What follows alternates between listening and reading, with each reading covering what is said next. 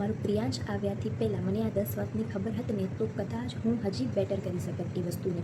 પણ બધા લોકો એમ કહેશે બેબી આવશે તો મજા આવશે, ટાઈમ ક્યાં જશે ખબર નહીં પડે, અને આપણા મગજમાં શું હાલે, બેબી માટે શોપિંગ કરવી, એના ફોટા પાડવા, અને બસ એ બધું સારા સારા મોમેન્ટ જ આપણને બધા કહેશે. કોઈ એના સાઈડ ઇફેક્ટ તો ન કહેવાય, પણ એની જે પાછળની જે એક છોકરી, એક માં શું ફીલ કરે છે ને, અને એની શું હાલત થાય છે ને એક વર્ષમાં, એ હું તમારા સાથે આજે શેર કરું. એ લાસ્ટ વાત તો એવી છે ને કે એનાથી લગભગ બધી ન્યૂ મોમ અથવા તો હર કોઈ મોમ છે ને એ રિલેટ કરશે. નંબર 1 પર આવી છે કે બેબી માટે બધું જ લઈ લેવું. કે એમ થાય ને કે વસ્તુ જોઈ કાંઈક રીલમાં કે પછી ફોનમાં ક્યાંય પણ ટીવીમાં કે આજુબાજુ કોઈનો બેબી આવ્યું હોય ને એની પાસે જે વસ્તુ જોઈ, પછી આપણને લેવાનું મન થાય, રમકડા, કપડાં અને એના બેબી કેર પ્રોડક્ટ વગેરે કાંઈ પણ એક વર્ષ સુધી છે ને મને એવું લાગે છે કે કાંઈ પહેલાંથી લઈને ના રાખવું જોઈએ. કેમ કે આપણા બેબીની નીડના હિસાબે કે એને શું પસંદ આવે છે, શેનાથી રમે છે, મેં છે ને બધી વસ્તુ બહુ પહેલાંથી લઈ રાખી હતી. મેં તમને આગળના બ્લોગમાં પણ બતાવી. એમાંથી અમુક વસ્તુ મને કામ નથી આવી, એવી તો હજી ઘણી બધી વસ્તુઓ છે જે મને કાંઈ ખાસ કામ આવી નથી, છતાં પણ મેં એ બધી લીધી હતી. પણ હવે સમજમાં આવે છે કે એ બધામાં ખર્ચો કરવો એટલો જરૂરી ન હતો.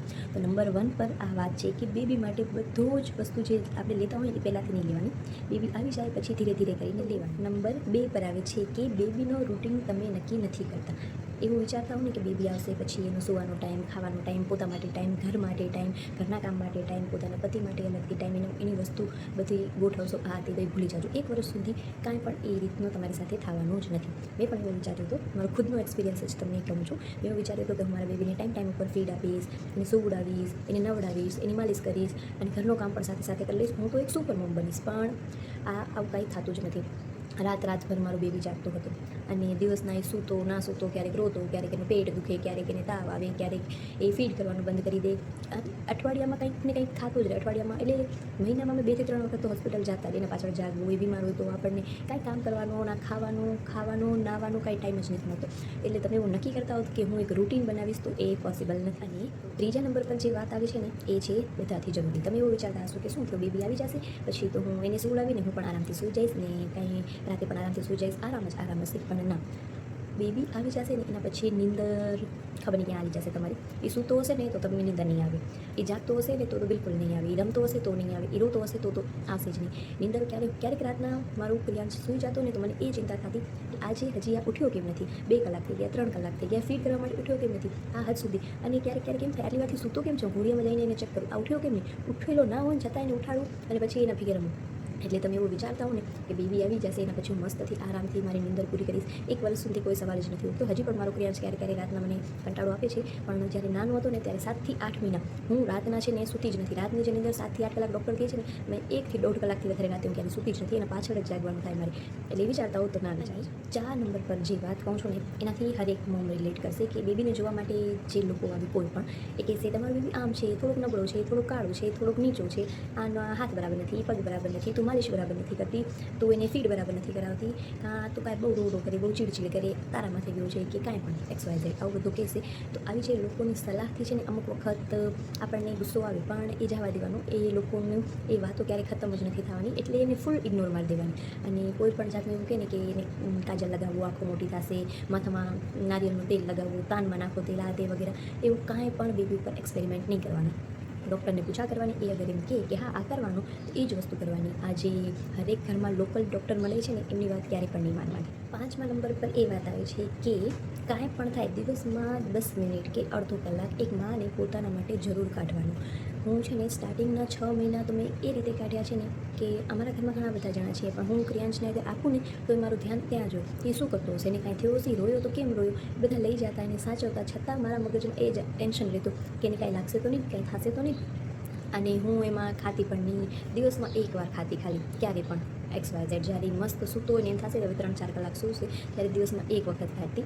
અને એવું મેં 6 થી 7 મહિના, 1થી વધારે ક્યારેક 2 વખત, પણ એમ નહીં કે આપણે ફીડ કરાવતા હોઈએ ને તો ખાવાનું ઓટોમેટિકલી વધારે જોઈએ જ, પણ ના. એટલે હું એ સમજી છું કે હર માને પોતાના માટે અડધો કલાક તો જરૂર કાઢવાનું, શાંતિથી બેસવાનું, ના કોઈ ફોન, ના ટીવી, ના કાંઈ, ખાલી શાંતિથી. આપણે યોગ કે મેડિટેશન ના કરી શકીએ એ જરૂરી નથી, એવું બધું પોસિબલ ના હોય, પણ શાંતિથી બેસવાનું, પોતાની અરીસાની સામે જઈને જોવાનું, તૈયાર થવાનું, અને હેપી રહેવાનું, કેમ કે માં ખુશ રહે ને તો જ બેબી ખુશ રહેશે. એટલું હવે મેં શીખ્યું છે. સ્ટાર્ટિંગમાં મને પણ ખબર ન હતી. નંબર 6 પર એ વાત આવે છે કે બેબીની હરેક વસ્તુ એક્સપેન્સિવ લેવી જરૂરી નથી. આપણે એક એવા સમાજ વચ્ચે રહીએ છીએ ને જ્યાં એવું માને કે તમે કોઈ સસ્તી વસ્તુ તમારા બેબી માટે લ્યો ને તો એવું માને કે આ લોકો તો કંજૂસ છે, અને તો કંઈ એના છોકરાની પરવા નથી, જે રીતે એવી લોકલ વસ્તુ અપાવી દે છે.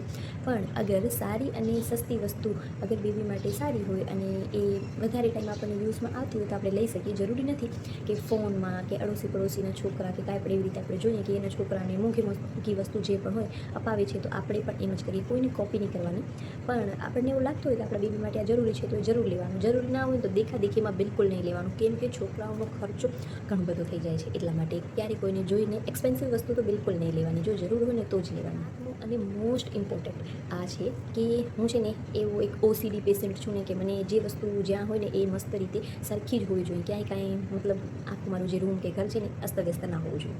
પ્રિયાંશ આવ્યા પછી એવો હાલ થયો છે ને અમુક વખત તો કે એના રમકડા, એના ધોવાના કપડાં, એને ક્યારેક પોટી કરી હોય, કપડાં મારે ઘરમાં જ રાખવા પડ્યા છે, કેમ કે વરસાદ હતો તરત હું જઈ ના શકતી અને ધોઈ ના શકતા, બહાર સુકાવવા ના પડતા, ઘર અંદર કપડાં સુકાવવા પડતા, ઘણું બધું. અને હવે પ્રિયાંશ મોટો થઈ ગયો તો આખા ઘરમાં એના રમકડા ઉગતા હોય, ક્યાંય પણ સૂસું કરી દે, ક્યાંય પણ પોટી કરી દે, એનો કાંઈ નક્કી ન હોય. નાનો હતો ને ત્યારે ક્યારેક ઘણી વખત દૂધ પીને ઉલટી પણ કરી દેતો, ક્યાંય પણ મારા ઉપર ક્યાંય પણ. એટલે ના તો ઘર ચોખ્ખું રહેશે, ના તો એટલે કે જે એની મમ્મી હોય એ પણ ઘણી વખત એ આપણે નાહીને તૈયાર થઈને જે હું બેઠી હોય મારા કને આવશે, મારા પર સૂસું કરી દેશે, ક્યારેક ઉલટી કરી દેશે. આખો દિવસ કપડાં ચેન્જ કરવા પણ પોસિબલ ના હોય ને, નાવું તો બિલકુલ નહીં. હું કપડાં તો હજી ચેન્જ કરી નાખું પણ ઘડી નાવાનું પણ પોસિબલ ના હોય. એટલા માટે તો એવું વિચારતા હો કે બેબી આવી જશે ને પછી ઘર મસ્ત રહેશે, એ સવાલ ખોટો છે તમારા મનમાં. રહેશે નહીં પણ મજા આવશે એની સાથે. ભલે બધું અસ્તવ્યસ્ત રાખવાનું પણ બેબીને ફૂલ ટાઈમ આપવાનું. જરૂર નથી કે ઘરનું જ બધું કામ કરું, બેબીમાં ધ્યાન નહીં આપવાનું. એ બહુ જલ્દી મોટો થઈ જશે એટલે ઘરના કામની ચિંતા નહીં કરવાની, બેબીમાં ફૂલ ધ્યાન આપવાનું. અને 8મા નંબર પર એ વાત આવે છે કે બેબી ક્યારે મોટો થઈ જશે ને તમને ખુદને ખબર નહીં પડે. અત્યાર સુધી મને એમ થતું હતું હવે તો મારો બેબી 1 વર્ષનો જ, હમણાં 13 તારીખ આવશે ને ત્યારે થઈ જશે. મને એવું થતું કે આ બહુ નાનો છે, ક્યારે મોટો થશે. રાતના જાગતી ને ઘણી વખત હું રોતી કે હવે આ માની અંદર પૂરી નથી થતી, ખાવા નથી મળતું, નાવા નથી મળતું, કે જવા નથી મળતું, બહુ ટેન્શનમાં રહેતી. પણ હવે એ સમય નીકળી ગયો ને મને યાદ પણ નથી આવતો અને બહુ ખુશ રહું છું. બેબી મારો બહુ મોટો થઈ ગયો છે, આમ જોવા જઈએ તો હવે 1 વર્ષનો થઈ ગયો છે એટલા માટે. એટલે એ વાત બહુ ઇમોશનલ પણ છે કે બેબી ક્યારે મોટો થઈ જશે ને ખબર નહીં પડે. એટલે એના ભેગી જો મારો બેબી પણ ઉઠી ગયો. જજો આ ભાઈ સાહેબ સૂતા હોય ને હું એટલી વાર જ વિડીયો બનાવી શકું, અને હું વિડીયો બનાવતી હોઉં ને પછી મારે ઉઠશે તો જરૂર જ. એટલે આ ક્યુટ જે આપણા બેબી છે ને ક્યારે આટલા મોટા થઈ જશે ને ખબર નહીં પડે. હમણાં સુધી તો હું એને છે ને આમ આવી રીતે હાથમાં રાખતી કે એની ગરદન પકડવાનો બરાબર, કમર કરીને હાથ રાખવાનો. ને હવે આ જો હાલવા મળી ગયું છે.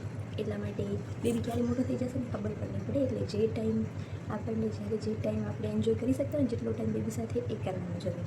9મા નંબર પરની જે વાત છે ને એ પણ ક્યાંક ને ક્યાંક બધી મમ્મી રિલેટ કરશે જ કે આપણને એવું લાગે કે આપણે એક પરફેક્ટ માં બનશું, કે બેબીને હંમેશા પરફેક્ટ ઘરમાં બનાવીને ખવડાવશું, પરફેક્ટ તૈયાર રાખશું, ક્યારે બીમાર નહીં થવા દઈએ. અને બધું એવી રીતે ફોન વગેરેમાં જોઈએ કે આજુબાજુ જોતા હોય ઘરનું કામ, બેબી, બહારનું કામ, આ બધું સાથે લઈને ચાલશું તો એ પોસિબલ નથી. ઘણી વખત મારાથી ઘરનું કામ પણ નથી થતું તો બેબીનું પણ ના થતું હોય, હું બીમાર હોઉં ને ત્યારે મને એવું થાય ને કે હું એક સારી માં નથી કે હું મારા એક બેબીનું કામ પણ ન કરી શકું. ક્યારેક તો બહુ ગુસ્સો આવે અને ક્યારેક પ્રિયાંશ કાંઈક ખાવે તો એવી મસ્તી કરીને એના ઉપર પણ હું જોરથી રાડો પાડી દઉં કે પ્રિયાંશ નાક વાર મૂકી દે, પછી સૂઈ જાય ને ત્યારે જીવ પણ કરે. પણ આ એક નોર્મલ વાત છે. પણ તમે એવું વિચારતા હો કે હું એક પરફેક્ટ માં બનીશ તો એ પોસિબલ નથી, કેમ કે કોઈ વ્યક્તિ, કોઈ ઇન્સાન પરફેક્ટ હોતું નથી. ક્યાંક ને ક્યાંક ભૂલ આપણાથી થાય જ છે. મને એવું હતું કે મારો પ્રિયાંશ મોટો થશે ને એટલે ક્યારેક પડવા નહીં દઉં, ક્યાંય લાગવા નહીં દઉં. પણ આ હાલ તો થયો છે ને તો તમે મારા રીલ્સ વગેરેમાં જો એ દિવાલોમાં માથા પછાડતો હોય, કબાટમાં જઈને આંગળી નાખશે, ફ્રીજમાં જઈને ક્યાંય પણ આંગળી નાખી દેશે અને દોડતો પડશે, હાલતો પડશે, બેઠો પડી જશે. એનો કાંઈ નથી ના પડે. એનો મતલબ એવો નથી કે તમે એક સારી માં નથી. એટલે એવું વિચાર અગર મનમાં આવે કે હું સારી માં નથી તો એવું જરૂર નથી. તમે એક સારી માં જ છો. એ હરેક માં સારી જ હોય છે, કોઈ માં ખરાબ નથી હોતી. 10મા નંબરની વાત છે કે આ બેબી છે ને આટલું નાનું એ તમારી આખી દુનિયા બદલી ગઈ. આ જ્યારે સૂઈ જશે એના પછી આપણે સૂવાનું, આ જ્યારે ખાઈ લે એના પછી આપણે ખાવાનું, આને નવડાવીને પછી આપણે નાહવાનું, આને ક્યાંક બહાર લઈ જવું હોય ને એટલે પહેલાં આને તૈયાર કરવાની અને વસ્તુ તૈયાર કરવાની બધી, અને પછી આપણે ક્યાંક જવાનું. એટલે તમારી ફર્સ્ટ પ્રાયોરિટી જે હશે ને એ હંમેશા તમારો બેબી હશે. આખી દુનિયા તમારી ચેન્જ થઈ જશે, પણ આ દુનિયા જે છે ને મારી ચેન્જ થયેલી આ મને બધાથી વધારે પસંદ આવે છે. બેબી થયા પહેલાં હું હતી, પણ હવે હું એક માં છું, આ ક્રિયાંશુની. અને આ જે માં બનીને જે ખુશી મળી છે ને એ સિરિયસલી એનો કોઈ મતલબ કે કમ્પેરિઝન જ નથી, કે કોઈ વસ્તુથી કોઈ મોંઘામાં મોંઘી વસ્તુ તમે લો તો પણ તમને આટલી ખુશી નહીં મળે જેટલો તમે આને હસતા જોઈને, આને હસતા જોશો ને ખાલી પોતાના બેબીને, એટલે જે ખુશી મળશે ને એનો કોઈ કમ્પેરિઝન જ નહીં. જો તમને મારી આ 10 વાતોમાંથી કોઈ પણ વાત ગમી હોય તો કમેન્ટમાં જરૂરથી કહેજો કે આ સાચું છે કે ખોટું. અને આવા જ વિડીયો જોવા હોય તો મારી ચેનલને સબસ્ક્રાઈબ જરૂરથી કરજો.